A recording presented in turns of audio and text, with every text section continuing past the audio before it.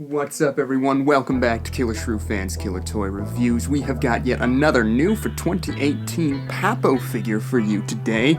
It is, of course, this little guy, the new for 2018 Papo Compsognathus. And for those of you wondering why I am not doing an unbagging opening review for you here, unfortunately, when I ordered this guy from Everything Dinosaur, his sort of wrapping came and it was already open, so he had slipped out already.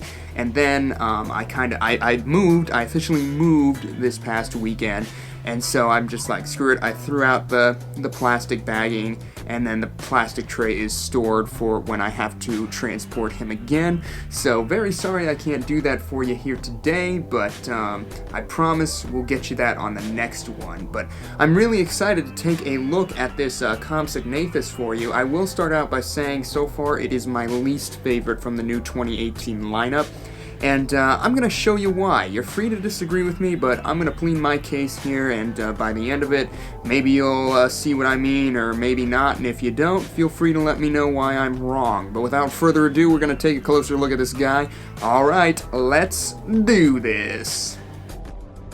So if we take a look at this here Compsognathus, the first thing worthy of note is the fact that this compy is the exact spitting image of the Jurassic Park / World compies that anyone who has seen the Jurassic films knows and loves. So any Jurassic Park fans out there, I'm sure, are going to love this model right off the bat. Another thing I think I need to note is the fact that this compy does come with a little tag there, and it's held on with a nice little band that you can just kind of slide off, and then you can set that aside for storage and later display purposes. But there is our compy, and if we take a closer look at his head here, as you can see, Papo have not skimped on the detail on this head, even though it is a small surface. First area of note is that eye. It is brown colored with a black pupil and a nice glossy sheen to give it some life, unlike Papo's usual fares, which are yellow with a black pupil. And this one, it just kind of has a puppy dog look to it, and I think that's amazing, because that is what is so scary about the compies, is the fact that they look so cute and adorable, yet they can be so deadly, and they just kind of lull you into a false sense of security before attacking you and overwhelming you with large numbers. As with many of Papo's carnivorous dinosaurs, this one does have an articulated jaw which opens nice and smooth, and it opens very wide there and gives this thing such a nice look. And there you can see the teeth both on the upper and lower jaw there poking out of the gums. They are incredibly tiny, but they are there. And one thing, my jaw kinda is a little loose, and as you can see, it doesn't always want to stay in place, but if I push it in nice and firm, it will stay. Taking a look in the jaw, however, you can see the throat is sculpted incredibly deeply there, but unfortunately the hinge is not painted, and so it kind of sticks out like a sore thumb. But there you can see the other teeth on the other side, and the tongue. Unfortunately, the tongue has this garish black line down the middle, I think meant to symbolize the sort of divot that tongues have, but it's done so poorly here, and it's very distracting.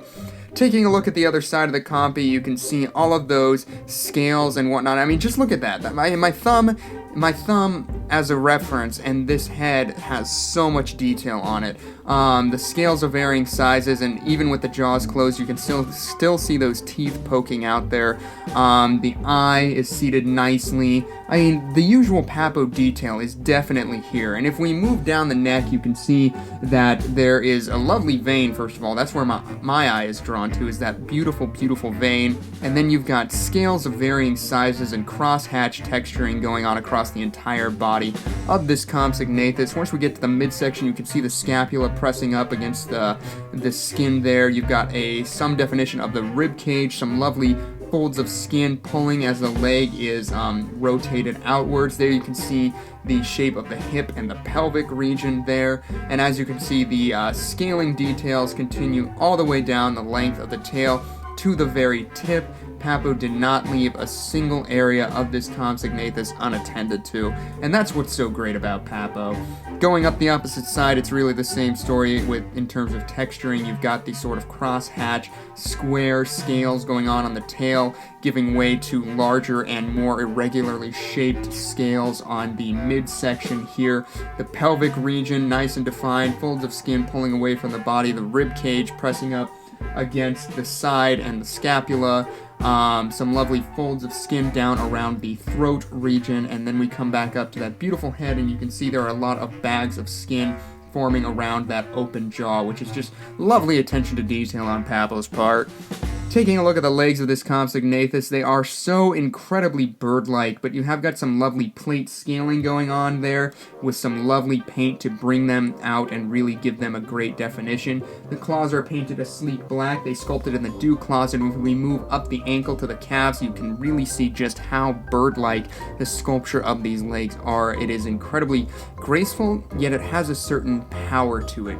There on the inner left thigh, you can see the Papo logo trademark situation there, and then you can see the bulging musculature in the thigh on this side. Taking a look at the hands here, this is the only area where I think Papo went their own route in terms of sculpting. I believe the Jurassic Park copies had 2 fingers. That was based on outdated research, and Papo went ahead and added in that 3rd finger. But again, you have lovely plate scalings, sleek black claws, lovely musculature in the forearms, the biceps are well defined, and then once you get up to the pectoral region there, you can see the shoulders are very well muscled as well, and you've got lovely folds of skin in the pec region there. Unfortunately, you have got some seams which are sometimes very visible, sometimes not, depending on the lighting and how close you're looking. If we move along the underbelly, you can see the lower jaw has a nice salmon color going on in the chin region, lovely folds of skin down in the throat and gullet region, some more folds down in the pectoral region, and then the crosshatch scaling going on across the entire surface, lovely folds of skin pulling away down in the pelvic region, and as you can see, this golden color has a nice translucent finish to it, which I think is great.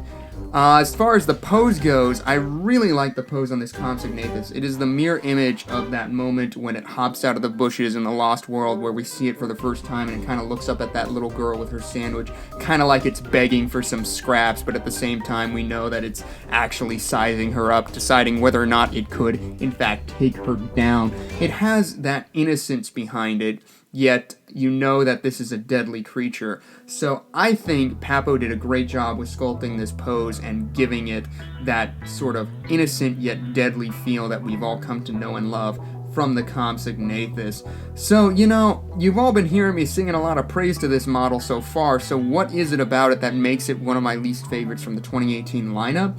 Well, it's about the paint on this one. If we take a look at the paint job, you can see it from a distance, it reads pretty well. You've got greens, lime green brushes, black or dark forest green striping, and then a golden underbelly with cream coloration in the throat and the pectoral region, and then a nice glossy finish similar to the Tupuwara to give it a nice fleshy snake-like quality, which is all great on paper, but if we take a closer look at it, it kind of falls apart. These forest green stripes are really garishly done. They don't transition that well. They don't feel very natural. It really does feel like someone took an airbrush and just... And it doesn't stop there. If we take a look at the head here, you can see the fenestral regions, the nostril, and then that orbital region there, are just splotches of pink paint. It doesn't feel like there's a carved out area underneath that nostril that makes it functional. So yeah, it's about the paint on this one. I mean, from a distance, it's not bad, and if I were to judge this model solely on it as a standalone model, I'd probably be much more forgiving, but this is Papo, and I expect a little more out of them in terms of their paint job. Another issue that I have is the size on this Compsognathus, because, my goodness, it is massive, and that's coming from a guy who really isn't all that into scale, but if we take a measurement from the tip of the tail to the front of the snout, you're looking at 7.5 inches, which is about 19 centimeters, and from the base all the way to the highest point, which is the snout in this case, you're looking at just under 4.25 inches, which is about 11 centimeters off the ground. So this is a very big model for such a small species, and I know Papo doesn't really follow any scale, but sometimes their models do feel like they have some sort of proportion relative to the other, and this Compsognathus is just not following that at all, and I was kind of disappointed. I mean, I'm all about big dinosaur toys, but I personally feel this is one model that should have been small and affordable, and then that way people could buy a lot of them and have a little pack. To emphasize my problems with this model. I'm going to do some size comparisons. We're going to start off by bringing in the recently reviewed Papo Quetzalcoatlus. Video is in the description, but as you can see, the Compy stands much higher than this Quetzalcoatlus and is very comparable to it in terms of length, but obviously the Quetzalcoatlus is much sturdier in terms of build. And next up we have the Papo Velociraptor, and this just really hits the point home for me. I mean, this is the Velociraptor, and it is smaller than this Compsognathus. I mean, I get it didn't have to be tiny, but it should have been smaller than the Raptor, for God's sake. I mean, that's really it. That's all there is to my argument. And finally, we have our good friend Chris Pratt, who is also shocked by the size of this Compy. He's used to smaller fare in Jurassic World, so he's a little surprised by this. Well, everyone, that is going to do it for our look at the new for 2018 Papo Compsognathus. Overall, I don't think this is a bad model. If I were to judge this model solely on its own, I would say it's a very good model. It has a lot of good going for it.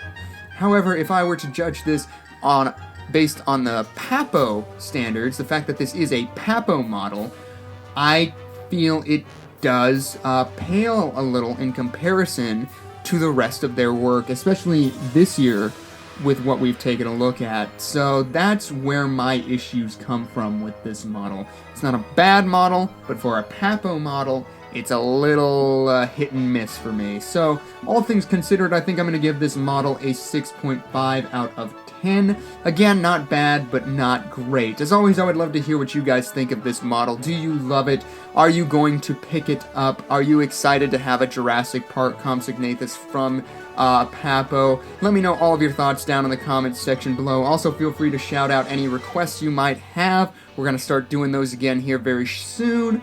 And if you enjoyed our review today and you feel we earned it, I would appreciate a like on this video. And if you'd like to see more from us in the future, don't hesitate to hit that subscribe button on the way out, because we have got more videos coming your way very shortly. So stay tuned for those. Thanks again so much for tuning in today, and that's going to do it for us. Alright, Killer Shrew Fan, out.